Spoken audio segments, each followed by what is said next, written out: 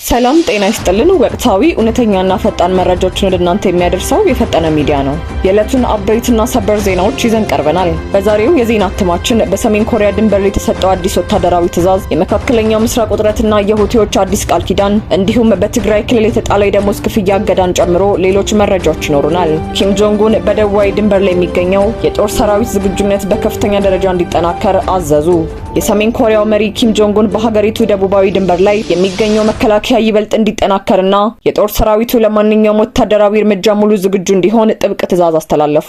መሪው ይህንን ትዕዛዝ ያስተላለፉት በሰሜን ኮሪያ የተለያዩ ወታደራዊ እዞችና ብርጌዶች ከተውጣጡ ከፍተኛ አዛዦች ጋር ባደረጉት ስብሰባ ላይ መሆኑን የሀገሪቱ ብሔራዊ መገናኛ ብዙሃን ዘግበዋል። በደቡባዊ የሰሜን ኮሪያ ክፍል ከደቡብ ኮሪያ ጋር በሚያገናኘው ድንበር ላይ ያለው ወታደራዊ ዝግጅት በአዲስ መልክ እንዲጠናከር ማሳሰቢያ ተሰጥቷል። ሊቀሰቀስ የሚችልን ማንኛውንም አይነት ጦርነት አስቀድሞ ለመቀልበስ ቁልፍ የጦር እዞችን ማጠናከርና የጦር መሳሪያ ስርዓቶችን ማዘመን እንደሚገባ ተገልጿል። አዳዲስ የቴክኖሎጂ ውጤት የሆኑ የጦር መሳሪያዎች በወቅታዊ የውጊያ አውድ ውስጥ በፍጥነት ጥቅም ላይ እንዲውሉ መመሪያ ተሰጥቷል። ሰሜን ኮሪያ ይህንን እርምጃ ለመውሰድ የተገደደችው በደቡብ ኮሪያና በአሜሪካ መካከል ያለው የጠበቀ ወታደራዊ ትስስር እንዲሁም በጋራ የሚያካሂዱት ወታደራዊ ልምምድ በሀገሪቱ ብሔራዊ ደህንነት ላይ ቀጥተኛ ስጋት ስለደቀነበት እንደሆነ ይነገራል። ይህ በኪም ጆንግ ኡን የተሰጠው አዲስ ትዕዛዝ በፒዮንግያንግና በሴኡል መካከል ያለው ወታደራዊ ውጥረት ወደ ከፋ ደረጃ እየተቀየረ መምጣቱን የሚያሳይ ሲሆን በደቡብ ኮሪያ ፖለቲከኞችና ወታደራዊ አመራሮች ዘንድም ከፍተኛ ስጋትን ፈጥሯል። ከእስያ አህጉር ሳንወጣ አሁንም ዓለምን እያነጋገረ ወደሚገኘው የመካከለኛው ምስራቅ የጦርነት ስጋት እናመራለን። የየመኑ አማጺ ቡድን ሁቲ ከፍተኛ የሐማስ የጦር አዛዥ መገደላቸውን ተከትሎ አዲስ መግለጫ አውጥቷል። ሁቲዎች ለሐማስ ያላቸውን ወታደራዊ አጋርነትና ድጋፍ እንደሚቀጥሉ አስታወቁ። የየመኑ አማጺ ቡድን ሁቲ ከፍተኛ የሐማስ የጦር አዛዥ መገደላቸውን ተከትሎ ለፍልስጤም አጋራቸው ያላቸውን ድጋፍ አጠናክረው እንደሚቀጥሉና አብረው እንደሚቆሙ ቃል ገቡ። የሁቲ ከፍተኛ ጦር አዛዥ ዩሱፍ ሐሰን አልማዳኒ ለሐማስ መጽናናትን የተመኙ ሲሆን እስራኤል በጋዛ ለምትፈጽመው ጥቃት ተገቢውን ምላሽ ለመስጠት የሚያስችል አቅም ለመፍጠር ከሐማስ ጎን እንደሚቆሙ ይፋ አድርገዋል።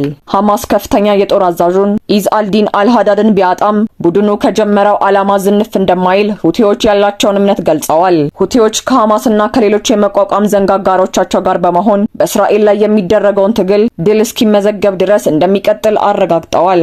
እስራኤል በደቡባዊ ሊባኖስ ላይ ከፍተኛ ጥቃት መፈጸሟን ተከትሎ በቀጠናው ያለው ወታደራዊ ውጥረት ይበልጥ እያረረ መምጣቱ ተጠቁሟል። በአሁኑ ወቅት ከፍልስጤም፣ ሊባኖስ፣ የመን፣ ኢራቅና ኢራን በኩል ካለው ወታደራዊ ፍጥጫ በተጨማሪ በቀጠናው ባሉ ሀገራት መካከል ያለው ዲፕሎማሲያዊና ወታደራዊ ውጥረት መካከለኛው ምስራቅ በማንኛውም ሰዓት ወደ ከፍተኛ ጦርነት ሊያመራ በሚችል ስጋት ውስጥ መውደቋን ያሳያል። የቀጠናውን ወታደራዊ ውጥረት በዚህ መልኩ ከተመለከትን አሁን ደግሞ በቀጥታ ወደ ሀገር ውስጥ መረጃችን እናልፋለን። በትግራይ ክልል የመንግስት ሰራተኞችን ደሞዝ የተመለከተ አዲስ እገዳ ተጥሏል። ዝርዝሩን እንደሚከተለው። በትግራይ ክልል የግንቦትና የሰኔ ወራት የመንግስት ሰራተኞች ደሞዝ ክፍያ በጊዜያዊነት ታገደ። በዶክተር ደብረጽዮን ገብረ ሚካኤል የሚመራው የትግራይ ክልል ርዕሰ መስተዳደር ጽህፈት ቤት የክልሉ የመንግስት ሰራተኞች የግንቦትና የሰኔ ወራት ደሞዝ ለጊዜው እንዳይከፍል እገዳ መጣሉ ታወቀ። ርዕሰ መስተዳደር ጽህፈት ቤቱ ውሳኔውን ያስተላለፈው ለክልሉ የመንግስት መስሪያ ቤቶች በላከው ይፋዊ ደብዳቤ ሲሆን ማንኛውም መስሪያ ቤት አዲስ መመሪያ እስኪወርድ ድረስ በራሱ ፍላጎት ክፍያ እንዳይፈጽም አሳስቧል። የክልሉ መስተዳደር የጠቀሳቸው ዋና ምክንያቶች እንደሚከተለው። በአሁኑ ወቅት በተለያዩ የክልሉ መስሪያ ቤቶች የተገበረ ያለው የደሞዝ አከፋፈል ወጥነት የሌለው ኢፍትሃዊና ግልጽነት የጎደለው ሆኖ መገኘቱ እንዲሁም ፍትሃዊነትን የሚያረጋግጥና ወጥነት ያለው የተማከለ የአከፋፈል መመሪያ ተዘጋጅቶ ስራ ላይ እስኪውል ድረስ ክፍያው እንዲቆይ መደረጉ፣ በተጨማሪም ከፌዴራል መንግስት በገንዘብ ሚኒስቴር በኩል የሚላከው የበጀት ድጎማ ተቋርጦ መቆየቱ ሰራተኞች ደሞዛቸውን በወቅቱ እንዳያገኙ ከፍተኛ ተጽዕኖ ማሳደሩ እንደሆነ ተገልጿል። ይህ እገዳ በክልሉ ውስጥ ባለው የውስጥ አስተዳደርና የፋይናንስ ፍሰት ላይ የፈጠረውን አለመረጋጋት የሚያሳይ ሲሆን አዲሱ የተማከለ መመሪያ ወጥቶ ተግባራዊ እስኪሆን ድረስ የመንግስት ሰራተኞች የደሞዝ ክፍያ ለጊዜው ተቋርጦ መቆየቱ ተረጋግጧል። ለዛሬ ያዘጋጀናቸው የፈጠነ ሚዲያ ዕለታዊ ዜናዎች እነዚህ ነበሩ። መረጃዎችን በፍጥነትና በታማኝነት ማግኘታችሁን ለመቀጠል ቻናላችንን ሰብስክራይብ ማድረጋችሁ እንዳትረሱ።